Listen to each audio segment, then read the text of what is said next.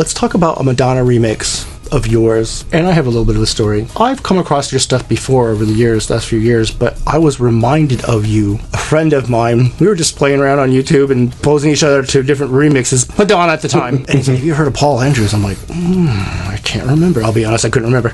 And he said, oh my favorite Vogue remix is by Paul Andrews. So we started listening to it. I was like, oh, this is really freaking good. And then we just started listening to all of your remixes. You've got, on YouTube, and you've got some web pages where you got them all listed. And then we just started downloading. I started downloading like crazy. Could you make that available? And it's like, oh, the sound. He has a sound to himself. But that Vogue remix. You say you don't have high energy, then I wouldn't necessarily call it high energy. But if there was one, this is it.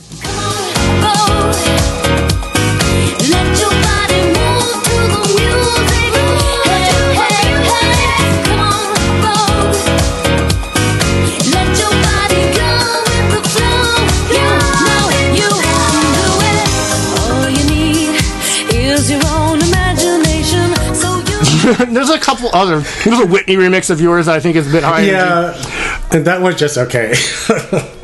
Talk about this Vogue remix. How did this come about? It seems to me there might be a story there. There is a story.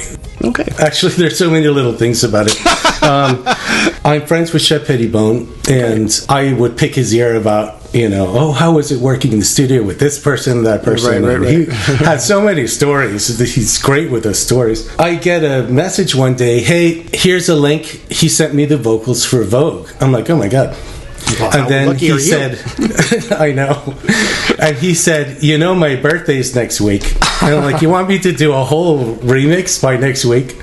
Which sounds more like a record label than a friend. I'm like, let me see what I can do. And then I flew the vocals in. And first of all, just hearing what the original, how all the parts worked, it's like, that's more like, oh my God, like nerding out to it. I wanted to approach Vogue with respect because it's such a classic song. And it had elements of elegance already to it with the strings and stuff like that. And I thought, let me concentrate on that side of it. I liked the idea of starting on something that everyone was familiar with. Sure. And then hinting, it's going to go somewhere else.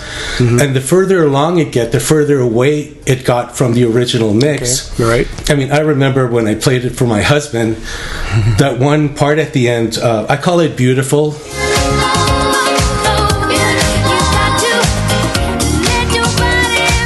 Right.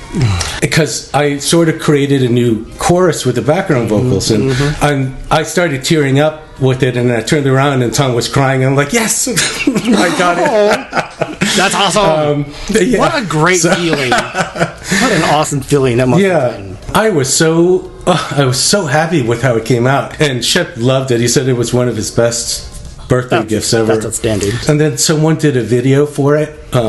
He edited old Hollywood stuff and B-roll from the Vogue video. Did a really good job. I was really happy with how it turned out. I didn't change the tempo. I kept it. I think it's 114 or something. Because I wanted to respect the original. Sure. It's in some way it just really does. You're right. If you think about the sound that you created with that remix, and once again you reconstructed it, reinvented it, as a term Madonna would use, it does take you on a bit of a journey before you realize it. Like, whoa, I really love hearing your story about you and your husband and how you heard it the first time and you became emotional.